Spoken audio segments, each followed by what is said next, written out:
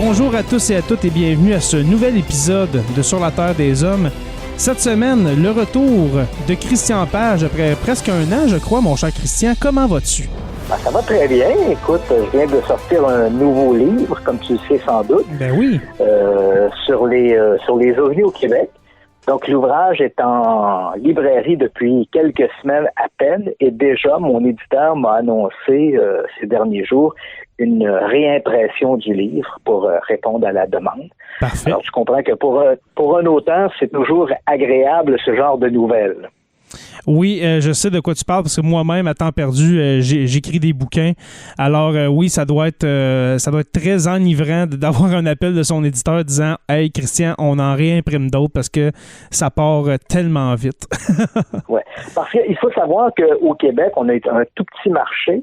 Donc, il faut pas rêver d'écrire des bouquins et de faire fortune avec ça. Mais néanmoins, je pense que tous les auteurs ont le même objectif. On écrit des ouvrages dans l'espoir qu'ils soient lus. Donc, à partir du moment où, donc, au-delà de la préoccupation donc financière, monétaire de l'affaire, tu as toujours l'idée, tu te dis, bon, ben, si on réimprime l'ouvrage, c'est que les gens l'achètent et les gens l'achètent et le lisent. Mm-hmm. Et c'est un peu l'objectif que l'on souhaite. Tous les auteurs veulent être lus. Et bien sûr, c'est toujours agréable d'avoir une nouvelle comme celle-là. Mais c'est un ouvrage qui, faut bien l'avouer, je suis assez content d'avoir fait ce travail-là parce que c'est une réflexion qui a duré peut-être 20 ans. Hein. Je m'intéresse aux phénomènes étranges, mystérieux depuis une quarantaine d'années et j'ai passé peut-être une vingtaine d'années dans des organisations, ce qu'on a les mouvements associatifs. Il y en a eu beaucoup au Québec. Oui. Je pense dans les années 70 et 80, UFO Québec, l'UFO Québec, l'Association québécoise d'ufologie. Donc, il y en a eu énormément.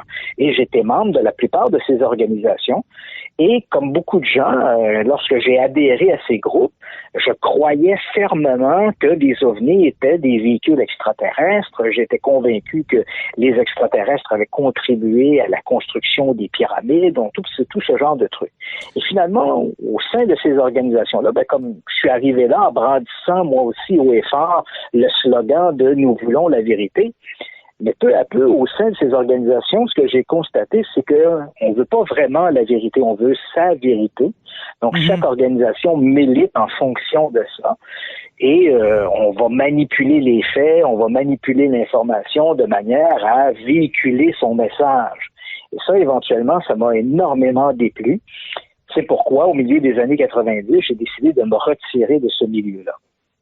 Ce qui n'empêche pas que je trouve le sujet des ovnis là, tout à fait intéressant, mais j'ai décidé de ne plus faire partie des associations parce que c'était devenu, avec le temps, et je pense très honnêtement que lorsque le phénomène des ovnis est apparu là, de façon moderne dans les années 40 et que les premières organisations ont été créées, je pense qu'il y avait réellement une motivation honnête d'essayer de comprendre quelle était la nature de ces phénomènes. Et peu à peu, j'ai l'impression que ces groupements-là sont devenus presque un peu à l'image de mouvements sectaires. Hein. Les ovnis sont ici au niveau des dieux. On croit aux extraterrestres et on veut véhiculer ce message-là. Les ovnis égale des extraterrestres. Mais il y a eu une mode de ça quand même, Christian. Tu t'en parles, mais il y a eu une mode dans les années 80-90. C'était extraterrestre avec les films Le Jour de l'Indépendance, E.T. dans les années 80, le Rencontre du troisième type. Il y avait quand même un terreau fertile, je crois, aux extraterrestres et aux ovnis. Oui, et d'ailleurs, aujourd'hui, dans la culture populaire, dès qu'on mentionne le mot ovni, les gens font immédiatement l'équation ovni égale extraterrestre. Exact. Alors qu'en réalité, l'acronyme nous rappelle bien que c'est objet volant non identifié. Ça ne nous dit pas quelle est sa nature. D'ailleurs, à partir du moment où ce sont des extraterrestres, c'est plus des ovnis, ce sont des engins extraterrestres. C'est ça. Mais bon, peu importe. C'est un peu ce que je voyais là-dedans. Je trouvais aussi des malversations, on ne peut pas se le cacher, des gens qui ont manipulé de l'information pour essayer de mousser leur organisation ou mousser leur propre personnalité. J'ai vu ça. Et donc, quand je me suis retiré de ce milieu-là, j'ai décidé un peu de tirer le rideau. Et puis, avec les années, des gens me parlaient, oui, mais vous étiez là lorsque tel événement s'est produit, vous avez été membre de ces organisations. Donc, j'ai décidé, après 20 ans de réflexion, de raconter un peu l'histoire des ovnis au Québec. Et je suis assez content du résultat. C'est-à-dire que je fais une belle rétrospective des observations d'OVNI. Il y en a à peu près 200 qui sont rapportés dans le livre, mais également j'aborde des sujets comme est-ce que le gouvernement canadien et a fortiori le gouvernement du Québec s'est déjà intéressé à la question des OVNI? Si oui, quels étaient les mécanismes d'investigation, quelles ont été les conclusions menées, des phénomènes, par exemple, qu'on a souvent l'impression qu'ils ne se produisent qu'à l'étranger. On pense, par exemple, aux enlèvements extraterrestres. Mais non, il y a des cas de soi-disant enlèvements extraterrestres qui se sont produits au Québec. Donc, qu'est-ce que l'on sait de ces observations, de ces phénomènes? Est-ce qu'il faut y croire? Est-ce qu'il ne faut pas y croire? Quelle est la valeur des témoignages? Et qui plus est, si le témoignage est obtenu sous hypnose, comme c'est souvent le cas dans les soi-disant histoires d'enlèvement extraterrestre. On a eu également au Québec tout notre éventail de fraudes. Des gens ont manipulé des photographies, manipulé des témoignages. Exactement, oui. Et donc, je raconte un peu l'historique de ces soi-disant fraudes, qui était derrière ça, comment on a manipulé l'information, et bon. Donc, les gens vont avoir un portrait, somme toute, je pense, assez exact de l'histoire des OVNI au Québec au cours des 50-60 dernières années. Et je pense que ce livre-là sera mon testament ufologique. Quand même, c'est quand même grand, là, ce que tu dis là. C'est quand même un pan de ta vie. Là. Ouais, donc moi, c'est un peu le bilan. Donc, j'ai été de ce milieu-là, je me suis intéressé à la question des OVNI, je m'y intéresse toujours aujourd'hui, mais je pense que ce livre-là est vraiment un livre bilan. Donc, après toutes ces années passées à côtoyer le milieu des OVNI, qu'est-ce que j'y ai vu, qu'est-ce que j'ai appris de ce milieu-là, qu'est-ce que je sais de ce milieu-là, quel est mon regard critique de ce milieu-là. Donc, on retrouve ça à peu près là-dedans, et puis... j'espère que les gens apprécieront. Je ne joue pas la carte de faut-il y croire ou ne pas y croire. Je laisse le lecteur tirer cette conclusion-là. La seule chose que je dis dans ce livre, c'est ma position personnelle, c'est que je pense que le phénomène des OVNI est très intéressant. Je pense qu'il mérite une investigation sérieuse et rigoureuse, mais malheureusement, il est tombé entre les mains de gens qui l'utilisent pour en faire une promotion, soit pour véhiculer des idées, des concepts, des croyances, ou encore pour essayer de faire de l'argent. Donc, c'est un peu un phénomène qui est intéressant, mais malheureusement manipulé ou entre des mauvaises mains et qui servent finalement qu'à donner une mauvaise image du sujet. Malheureusement. Et puis, on vous invite, dans le fond, tous les abonnés au podcast et puis les abonnés aussi sur YouTube, aller en librairie, acheter OVNI au Québec c'est au Québec, hein? C'est pas du Québec, mais c'est ça, OVNI au Québec. Au Québec de Christian Page. Je vais me le procurer très prochainement, mon cher, aussitôt que je vais avoir terminé les dernières pages de Dossier Mystère 3. En ce moment, là, ma lecture de soirée, c'est Dossier Mystère que je suis en train de dévorer. Je l'ai eu il y a quelques semaines et puis c'est presque terminé. Et puis là, c'est... Oui, vas-y, excuse-moi. C'est drôle que tu dises ça parce que c'est vrai que j'étais prolifique en cette année, peut-être à cause du confinement. C'est d'habitude un auteur, en tout cas moi, ma vitesse d'écriture est relativement modérée. Donc, écrire un livre par année, c'est déjà pour moi un exploit. Mais cette année, c'est vrai que j'en suis à mon 2e. Peut-être est-ce le confinement qui nous a tellement obligés à être chez soi qu'on s'est dit, essayons de faire quelque chose de constructif.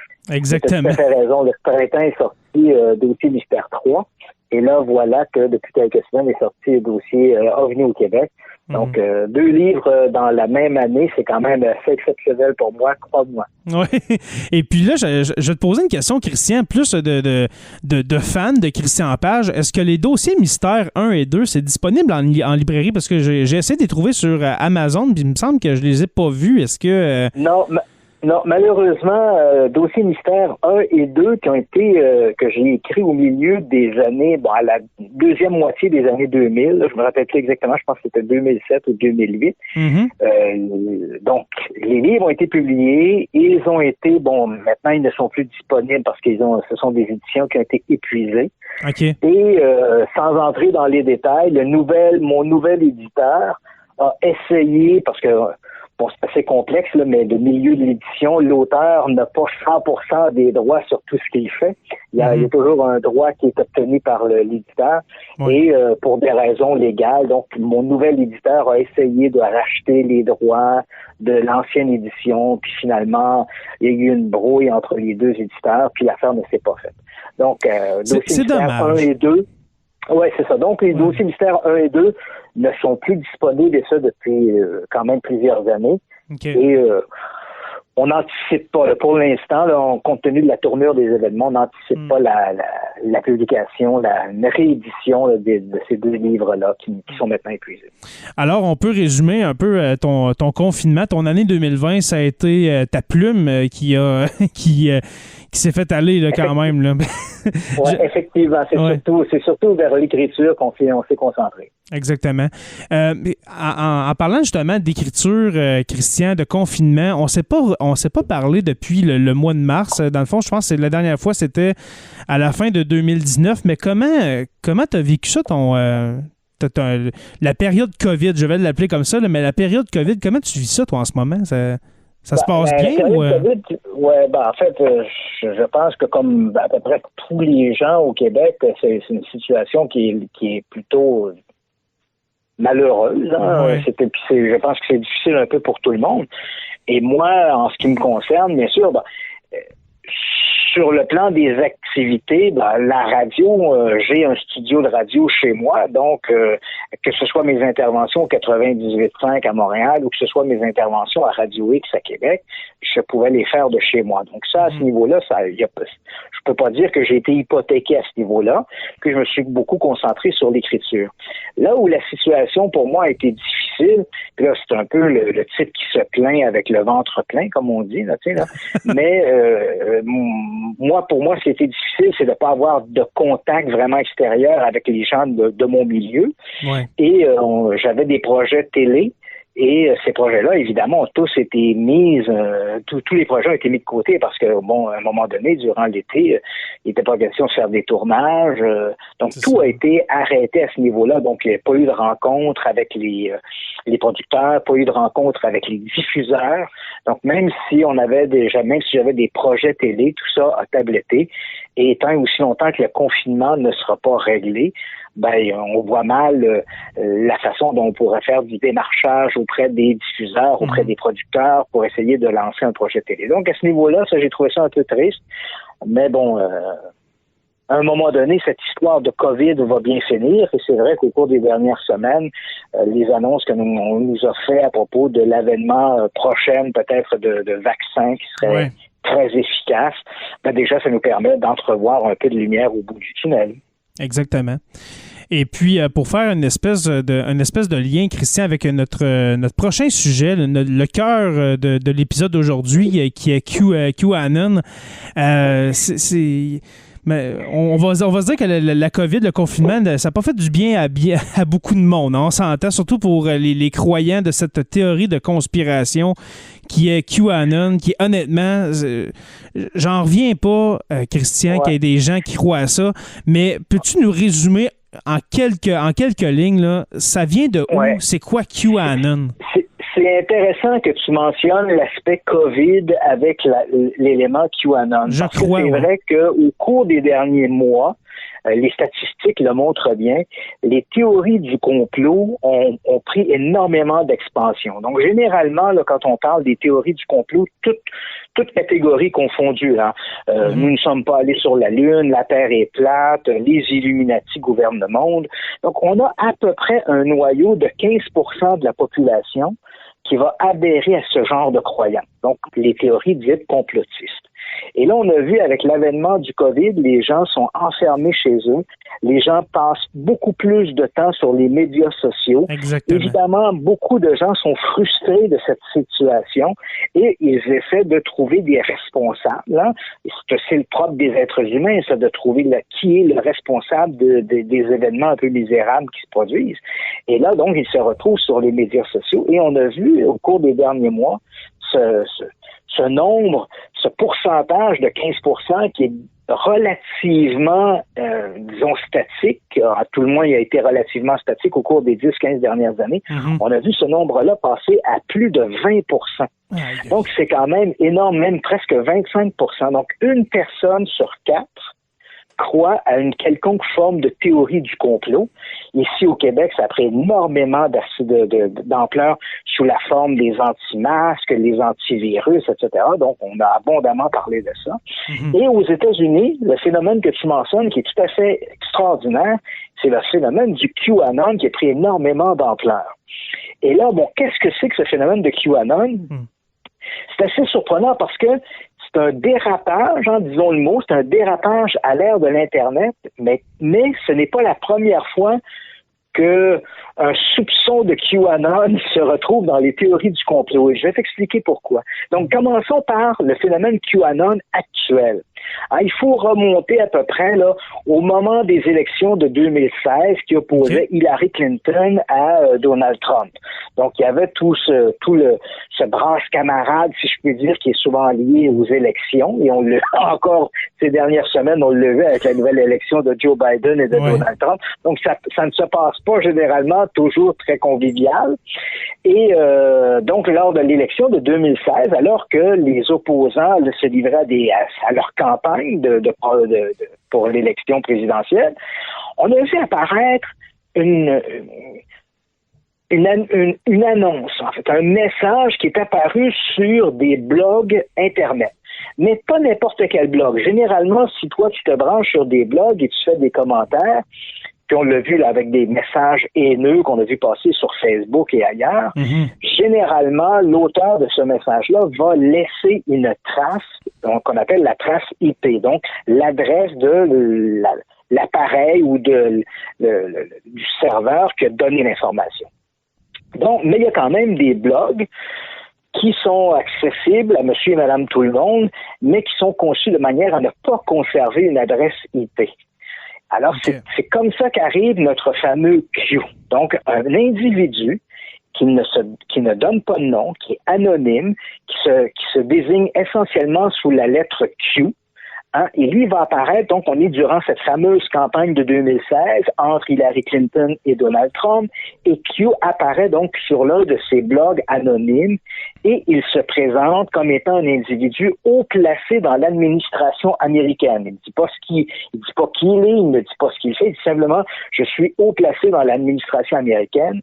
Et là, il raconte que le gouvernement américain est noyauté de l'intérieur par une espèce de secte satanique et pédophile.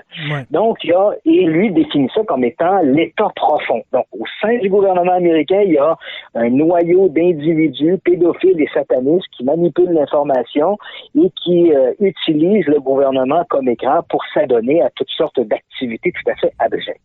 Et c'est cet état profond que Q dénonce, et il présente dans son discours que Donald Trump, qui n'est pas élu encore à ce moment-là, mais que Donald Trump est un peu le sauveur, celui qui va arriver et qui va donner un grand coup de balai dans tout cet état profond et libérer les États-Unis de la perversion de ces satanistes pédophiles. Un milliardaire vedette de télé-réalité va s'occuper du Deep State. Voilà, donc de l'état profond. Et là, écoute, le phénomène est tout à fait loufoque, là, parce que bon, tu dis, c'est n'importe quoi. Vraiment. Qui est d'abord ce Q, on n'a aucune idée, là. Donc, d'abord, l'idée des pédophiles satanistes, c'est un peu ridicule en soi. Et là, on se dit, bon, mais qui est ce Q? Il ne dit pas qui il est, il ne donne pas suffisamment d'informations pour qu'on puisse l'identifier. Certains diront, peut-être qu'il utilise la lettre Q, pour désigner son habilité, parce qu'il faut savoir qu'aux États-Unis, le niveau top secret, par exemple, les gens va varier, il va être défini selon des lettres. Et la lettre Q désigne un haut niveau d'habilitation. Donc, est-ce que Q a voulu dire je suis Q parce que j'ai une haute habilitation au sein du gouvernement, donc je fais partie de l'élite des top secrets, là? On ne sait pas. Mais il faut aussi savoir que comme l'individu est anonyme, il ne signe pas le message, et qu'on va voir arriver à ce moment-là, c'est plein d'informations, plein de nouveaux messages anonymes qui vont se véhiculer à travers le web et qui vont être considérés comme des messages de Q. Évidemment, tant et aussi longtemps qu'il n'y a pas une menace haineuse ou une menace à un acte terroriste, les gens vont utiliser les médias sociaux et personne va commencer à faire des enquêtes pour essayer de découvrir l'adresse IP de tous ces messages. Donc, à partir du message original, on va voir se multiplier d'autres messages anonymes, soi-disant venant de Q. Et là, c'est amusant parce que ces messages-là vont dans tous les sens. Donc, au départ, les premiers messages de Q dénoncent l'État profond. Il nous dit, voilà, il est noyauté par ces pédophiles satanistes.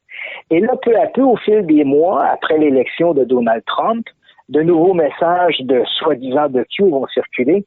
Et là, ça va dans tous les sens, dans la mesure où on dénonce, par exemple, les communautés afro-américaines. Dans d'autres cas, on dénonce les communautés blanches. Dans un autre cas, on dénonce les milices armées. Dans un autre message, on favorise les milices armées.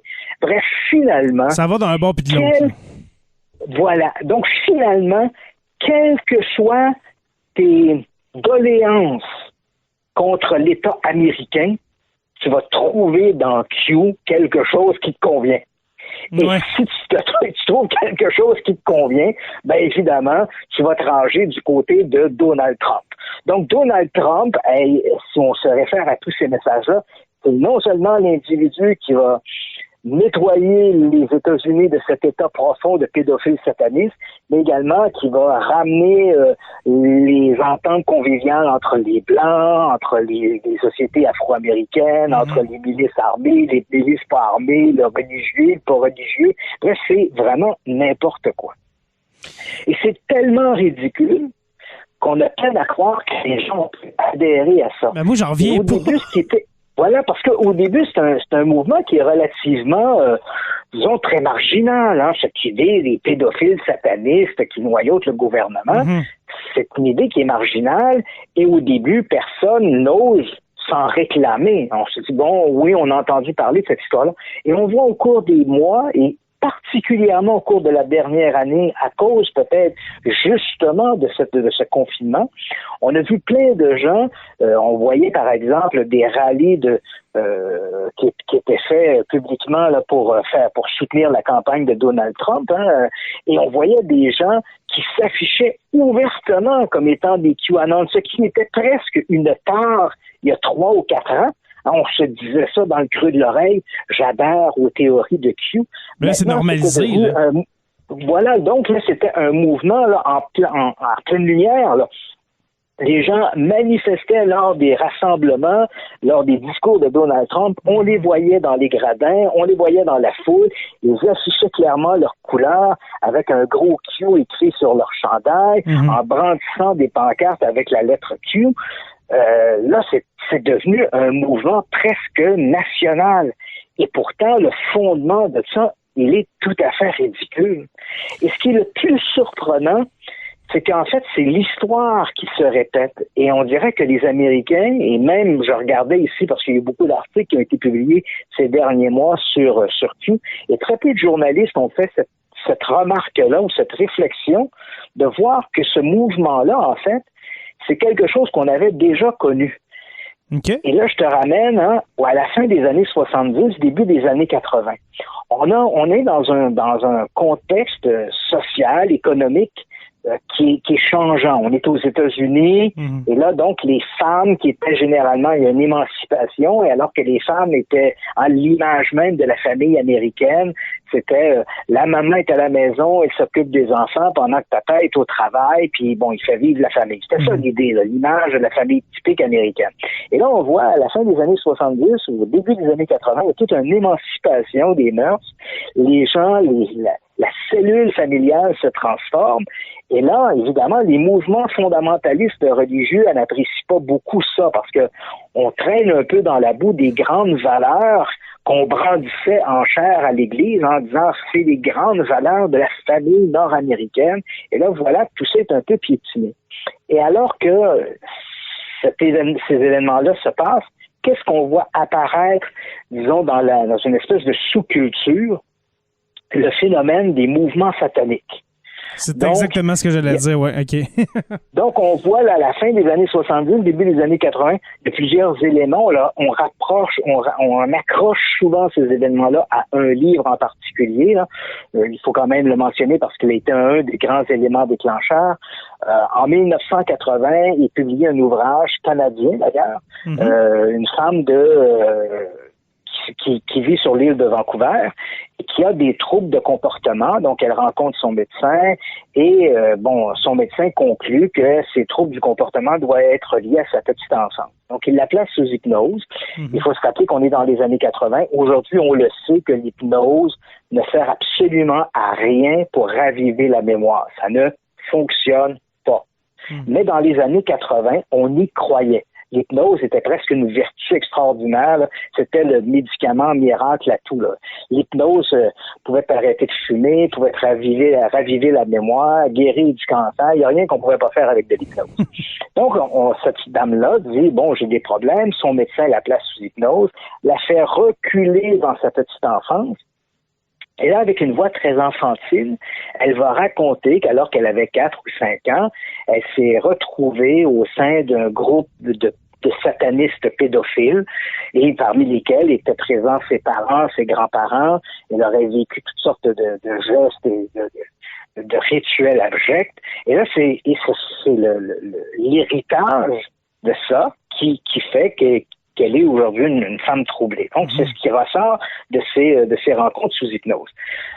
Bon, ben là, déjà, on peut commencer à critiquer l'éthique parce que, bon, cette dame-là, va éventuellement quitter son mari, Michelle Smith, et le médecin, Lawrence Pasder, lui aussi va divorcer pour éventuellement marier la patiente. Donc, déjà là, sur le plan éthique, là, le psychologue qui marie la patiente, c'est quand même particulier. Mais néanmoins, ils vont publier un ouvrage. Oui, c'est ça. Ils vont publier un ouvrage en 1980 qui s'intitule Michelle Remembers, donc Michelle se rappelle. Et dans ce livre-là, donc, on raconte ces abus vécus par Michelle Smith au sein de sa famille de parents pédophiles dont elle ne gardait aucun souvenir qui ont pu être ravivés uniquement par l'utilisation de l'hypnose. Cet ouvrage-là, c'est pas que le seul élément de l'époque, mais il y a tout cet éclatement de la cellule familiale, les femmes qui se retrouvent sur le marché du travail, on croit de moins en moins en Dieu, les grandes valeurs religieuses sont un peu piétinées. Donc, il y a tout ce mouvement-là. Le livre de Michelle Smith arrive exactement au milieu de ça. Il va être récupéré par des milieux fondamentalistes. Et là, on va le brandir en disant, voilà, pourquoi tout ça arrive? Ben, c'est parce que la société est noyautée par des pédophiles satanistes, comme ceux décrits dans le livre de Michelle Smith, Michelle Remembers. Et là, effectivement, on va aller dans les écoles, on va littéralement mettre dans la bouche des enfants, est-ce que tu as joué à touche pipi avec le professeur, avec le moniteur? Et là, les enfants, c'est toujours un peu, comment je pourrais dire, il faut être très prudent avec ça parce que les gens et ça va être le mouvement qui va se développer, c'est on croit nos enfants. Les enfants vont dire oui, ça c'est arrivé, j'ai été touché, j'ai été agressé. Et là, l'idée c'est on croit les enfants. Puis il faut être très prudent avec ça parce que bien sûr, si les enfants dénoncent des gestes comme ceux-là, il faut les prendre au sérieux. Absolument. Mais ça veut pas dire que les enfants peuvent pas mentir. Et bien sûr, si tu le tends, les enfants sont pas des idiots, là. Si tu dis à mon oncle ou dis à papa que monsieur le professeur ou monsieur le moniteur, il t'a amené en arrière de l'école puis t'a fait faire des choses pas gentilles, puis papa va t'amener au restaurant puis il va te payer une glace, les enfants sont pas des imbéciles. Ouais, ils vont articuler, ils savent quelle est la réponse qui est attendue, ils vont articuler leur réponse en fonction de ça. Donc, il faut être très, très prudent, il faut, puis je le répète, il faut prendre en considération lorsque les enfants dénoncent des gestes comme ceux-là, mais il faut également pouvoir les documenter et les étayer. Ce qui n'est pas fait là, ici. Donc, on a ces groupements fondamentalistes qui vont un peu partout, ils vont créer des groupes d'aide aux familles Et là, sous la bannière de ça, ils vont s'introduire un peu partout et dénoncer l'omniprésence de ces groupements satanistes et pédophiles qui auraient envahi à la fois les écoles, les milieux du gouvernement, les centres de la petite enfance. Bref, les pédophiles satanistes sont partout. Ils sont même derrière la musique. Led Zeppelin, ils sont partout, les satanistes. Et il va falloir éventuellement une investigation du FBI, la faire prendre de telles proportions qu'à un moment donné, on va charger des agents du FBI d'enquêter sur ça. Parce que non seulement les pédophiles satanistes se livrent à leurs gestes indécents, mais ils produiraient également des films de pornographie infantile, ce qui en soi est un peu ridicule parce que de toi à moi, si tu veux faire des sous, parce que c'est ça l'idée, ces groupements-là font des films de pornographie infantile pour faire de l'argent. Exact. Mais de toi à moi, qui va acheter ça? Voilà, t'as tout compris. Tu sais, dans le fond, les consommateurs de pornographie sont 99%, les gens qui consomment de la pornographie consomment de la pornographie, entre guillemets, normale. Tu comprends-tu? Puis en plus, on est à une époque où il n'y a pas Internet, là. Fait que c'est quoi, tu vas vendre ça avec sur des cassettes bêta? Voilà, donc qu'est-ce qui est populaire? C'est la pornographie adulte, entre guillemets, encore une fois, normale. Oui. Donc, si tu veux faire de l'argent, tu vas faire de la pornographie normale. Non seulement c'est légal, tu peux mettre tes cassettes dans les centres vidéo. À l'époque, on allait louer nos cassettes au centre vidéo. Oui, exact. Alors que ta pornographie infantile, tu vas avoir un tout petit marché. C'est illégal, c'est dangereux. Mais néanmoins, pourquoi on fait ça? Pour une simple et bonne raison. Dans ces mouvements fondamentalistes religieux, si tu veux diaboliser ton ennemi, les deux façons de le faire, on les retrouve ici.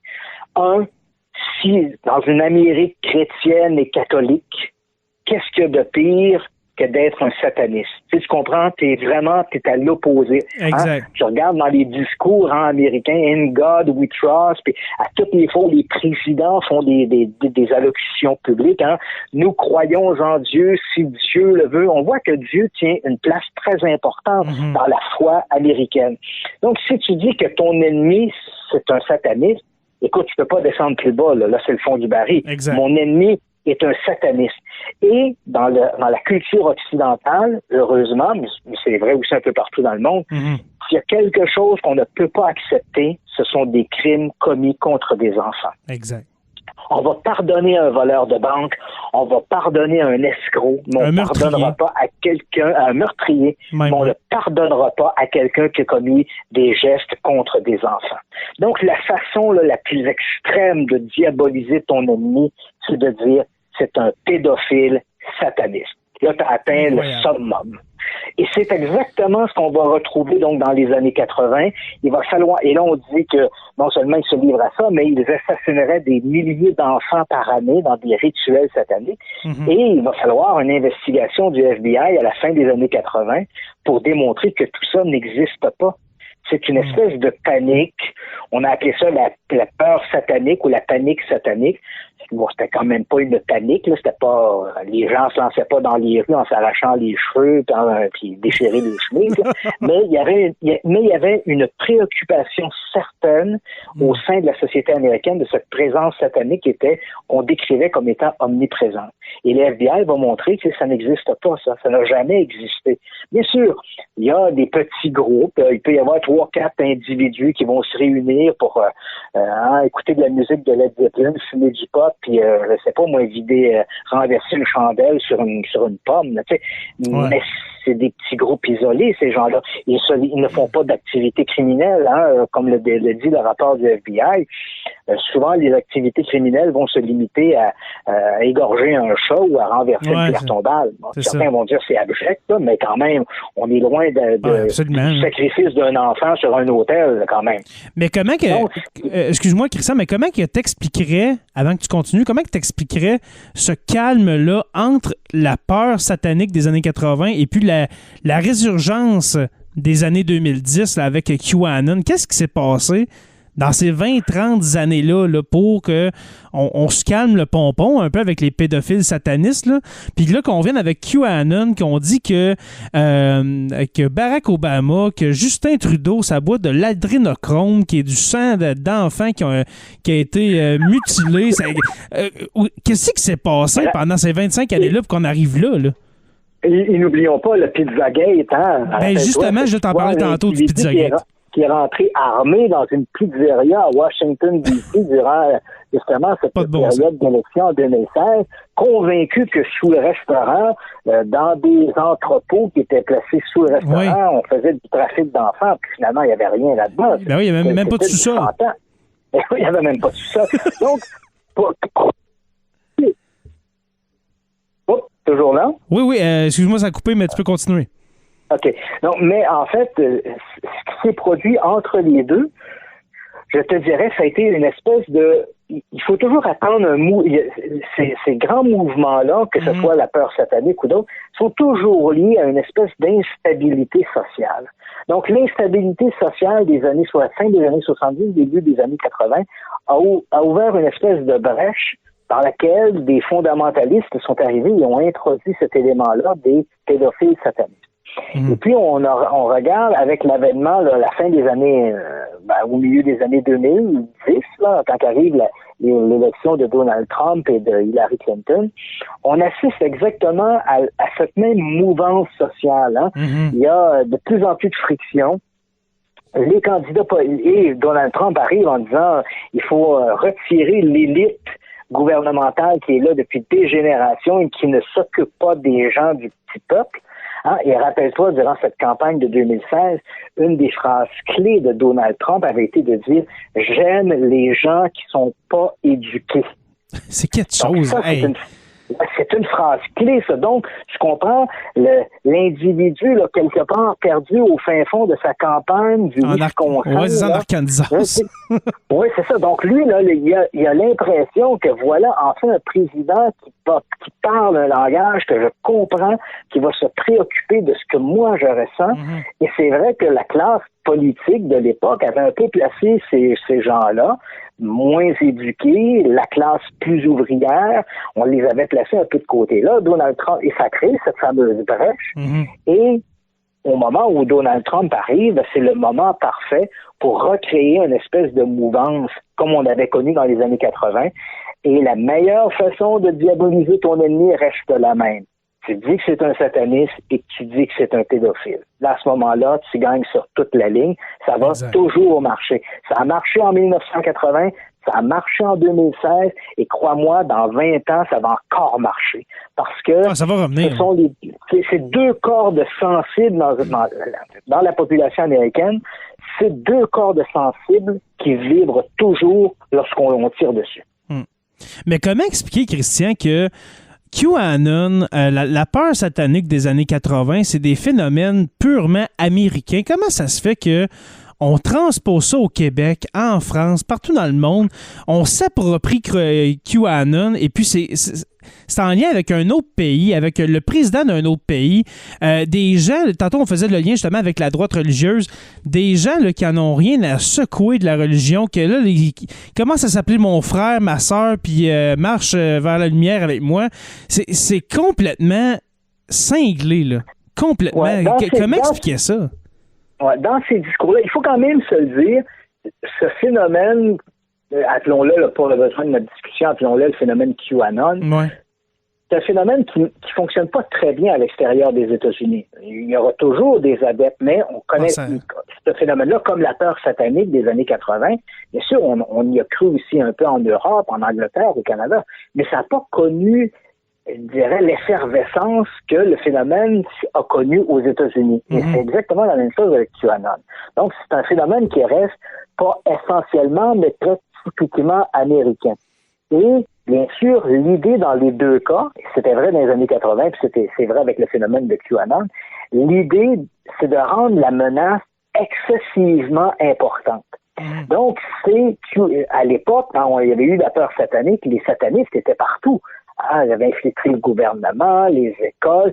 Évidemment, on était avant l'ère de l'Internet, Donc, le monde était beaucoup plus national.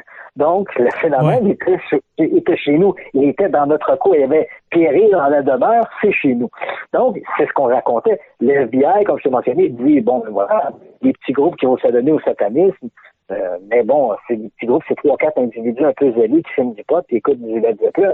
Et ça s'arrête à ça. Bon, il y a pas, ces groupements-là n'ont aucun contact entre eux. Ils n'ont pas de liens.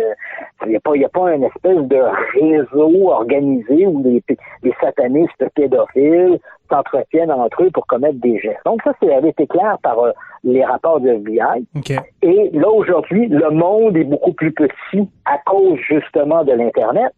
Oui. On a l'impression que l'Europe, c'est dans notre cour. Donc, bien sûr, dans le discours QAnon, les pédophiles satanistes ne sont plus qu'aux États-Unis, mais ils sont partout dans le monde. Donc, c'est une menace globale.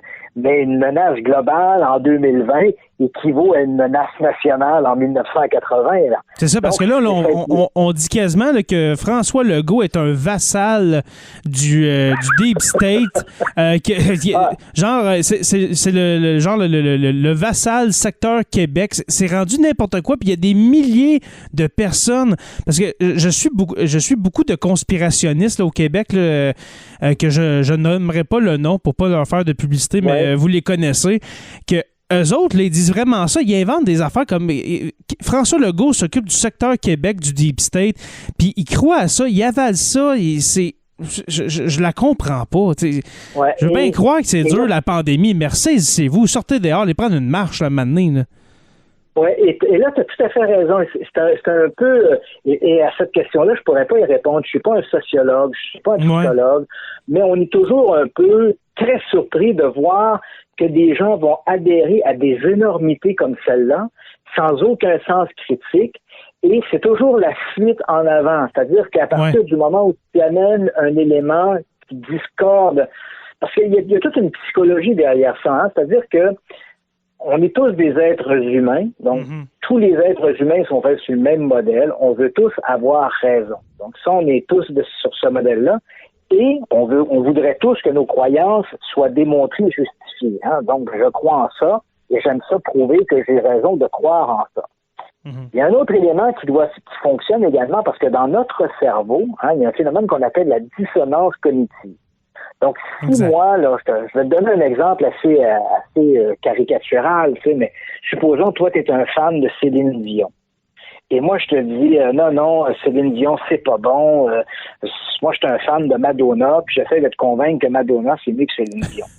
Ben, il y a physiquement, dans ton cerveau, hein, ton cerveau va envoyer des signaux, des substances, et va émettre des éléments chimiques dans ton organisme qui va faire que tu te sens pas bien. Il va créer un malaise.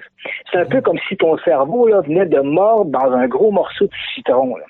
Et là, ce qu'il veut, là, c'est une bonne grosse cuillère de sucre.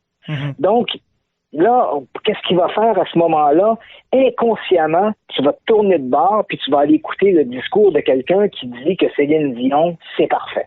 Et là, c'est comme si tu venais de lui donner sa grosse cuillère de sucre. C'est exactement ça qu'on voit avec les complotistes. La même chose. Voilà. Donc, et ça, c'est propre à tous les êtres humains. Là. On est comme ça. Notre cerveau fonctionne comme ça.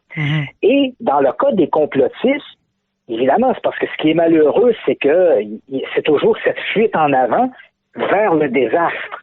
Alors, donc, à partir du moment où la personne te dit oui, François Legault, c'est un pédophile sataniste puis il s'occupe du Deep State au Québec, si tu lui apportes des éléments qui vont contredire ça, ben son cerveau, il a cette dissonance cognitive, il va te considérer, toi, qui porte le porteur du message, il va te considérer, toi, comme étant un rouage du complot, et là, il va se tourner vers une autre source qui vient confirmer sa croyance, et là, c'est toujours cette fuite en avant.